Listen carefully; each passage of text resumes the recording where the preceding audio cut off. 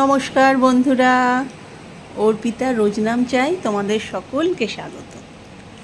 আশা করি তোমরা সকলে ভালো আছো, সুস্থ আছো এবং আনন্দে আছো।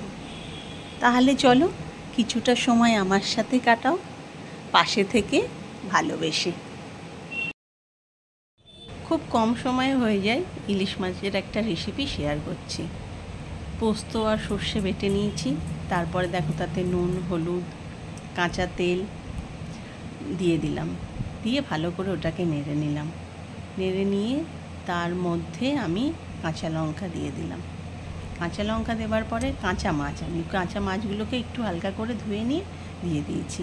দিয়ে নিয়ে এবার এটাকে গ্যাসে বসিয়ে দিলাম, একটা থালা দিয়ে ঢেকে দিলাম। এবার গ্যাসটাকে সিম করে দিয়ে ওটা আস্তে আস্তে হতে থাকলো।